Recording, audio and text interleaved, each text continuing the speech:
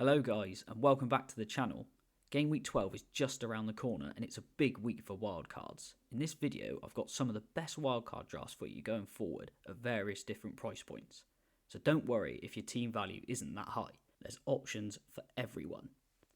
First of all, let's get this video to 10 likes and quickly have a chat about why Gameweek 12 is such a good week for a wildcard if you still have the chip before we take a look at the drafts. Gameweek 12 is probably the best week before January now to use your wildcard, mainly because of some great fixture swings, which we'll talk about later on in the video, and we're just coming off an international break, the last one before March. It's also the prime time to get your team ready for the really jam-packed fixtures over Christmas. Another reason to use your wildcard if you still have it is because I believe that the meta has kind of changed since the start of the season, what we thought it was going to be. Now, the best options are 3 premium teams. That's mainly because of the cheap mids and forwards, they're performing so well. It allows you to budget for more premiums. I think the best trio is Salah, Palmer and Saka. If you look at the points scored over the first 11 game weeks, you'll actually notice that the highest points have been scored by the main premiums, the most expensive players, but then also some of the cheapest forwards and midfielders. The mid-price assets haven't really been performing as well as we would have thought. Saying that, some of them now are starting to fire, including the likes of Isak and Fernandes. Let's kick off with draft number 1 and probably my favourite draft overall. It's got a team value of 101.4 million, which I think is probably affordable for most managers at this point in the season, and a rating of 94% on Fantasy Football Hub. It's got the 3 premiums we talked about and some of the best cheap assets which allow that to happen. Starting in goal, and we've got Chelsea's Sanchez. Chelsea are one of the teams that have a major fixture swing in Game Week 12. From Game Week 12 to Game Week 22, they play Leicester, Villa, Southampton, Tottenham, Brentford, Everton, Fulham, Ipswich, Crystal Palace, Bournemouth and Wolves. That's probably the best 10-game streak for any team going forward in the league. Alongside him we've got Fabianski, who's now the only £4 million starting goalkeeper in the game. To cover the Arsenal defence, as we haven't got Raya, we've gone with Gabriel. In my opinion, probably the best defender to have in the game because of Arsenal's ability to keep clean sheets and also his attacking output. Konate joins him as a cheaper way into the Liverpool defence than the likes of Van Dijk or Trent Alexander-Arnold. Wolves' 8 Nuri is next on the team sheet. Wolves have some great fixtures coming up and he's a very attacking wing-back. Lewis Hall is a great cheap option as he seemed to have solidified himself in the Newcastle team. He's played 90 minutes now for 6 or 7 games in a row. And outside of Liverpool in game week 14, they've got some nice fixtures. The last of the 5 defenders is Burgess at 3.9, but he's essentially there just to sit on the bench and save you a little bit more money. The first of the midfielders and the first of the premiums is Bukayo Saka. Arsenal have struggled a bit lately, but they've got some nice fixtures coming up, and the fact that they've got Odegaard back in the team also means to me that they're going to get better in their attacking output. Palmer's next, and like I said with Sanchez, Chelsea probably have some of the best fixtures coming up for the long term. And if there's any player that's going to get a haul, it's Cole Palmer. Mbeumo is having a great season. He's already scored 8 goals and outside of the premiums, he is by far the best midfield option. Bournemouth are another team with some great fixtures coming up and at 5.7, Semenyo is a great budget option to allow you to get these premium midfielders in. Mo Salah is the highest scoring player in FPL this season so far. And a game against Southampton in game week 12 makes him the best captain choice by far. Moving on to the forwards, and you may have noticed that we've got no Erling Haaland. We start with Alexander Isak. He seems to have found his shooting boots again as he scored 3 games in a row.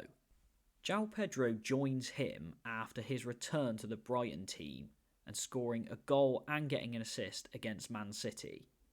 He's probably the best budget option in the whole game at just 5.4 million. And to round off the team, we've got Wolves' Matthias Cunha.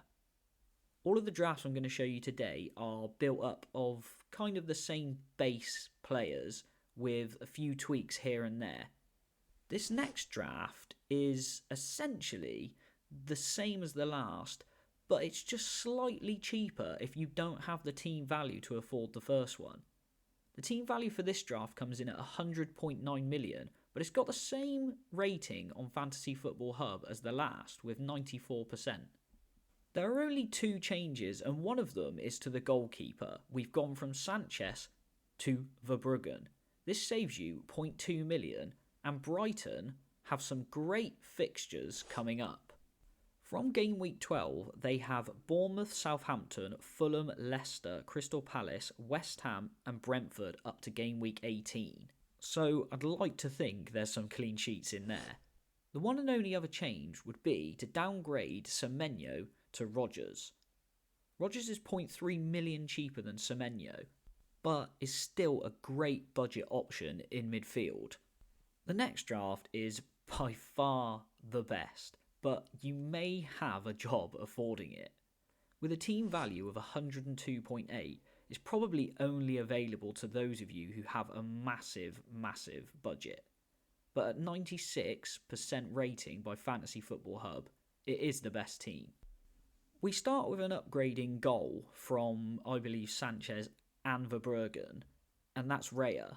I still think Raya is the best goalkeeper in the game, despite the fact that Arsenal haven't had the greatest form lately. This means you'll be doubling up on the Arsenal defence with him and Gabriel, and the rest of the defence stays exactly the same as the last two drafts as well. The next change comes in the likes of upgrading Mbeumo to Fernandes. Now, some of you might not be quite sure on this because of Mbeumo's performances throughout the season so far, but Brentford's fixtures do get harder from game week 14, and Fernandes is hitting his best form again. It's not a change that I think is necessary, but you could do it if you want to. Quite a lot of people will have quite a lot of money tied up in Mbeumo, so they may not want to go away from him. I'm probably one of those, but it's an option nonetheless. The last change is to replace Rodgers with Semenyo. If you have the extra budget, then I think Semenyo is just about the better option than Rodgers. He's guaranteed to play 90 minutes, whereas Rodgers occasionally gets taken off as they've got Champions League.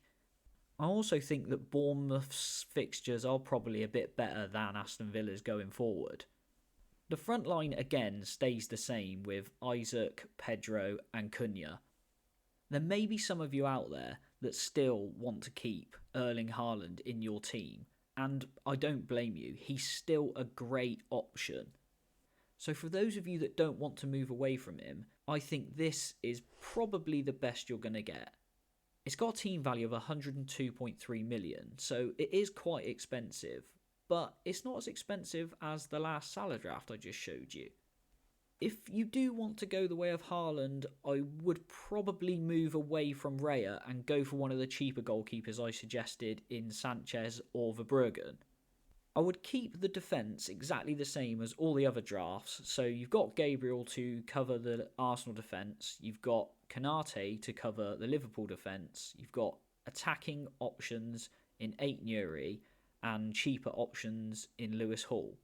Because of Erling Haaland's massive price, you do have to sacrifice Salah in midfield. But you've still got the likes of Saka and Palmer in the team, as well as Mbeumo, Semenyo and Rodgers. Having João Pedro in the team at just 5.4 million also allows you to budget for somebody like Alexander Isak. So you can still have a brilliant front three despite Haaland and his huge price. Anyway guys, that's it for this wildcard video. Leave a comment down below if you plan on using your wildcard in game week 12 and let me know what kind of team you're going for. And if you enjoyed the video, please like and subscribe to the channel for more FPL content throughout the season.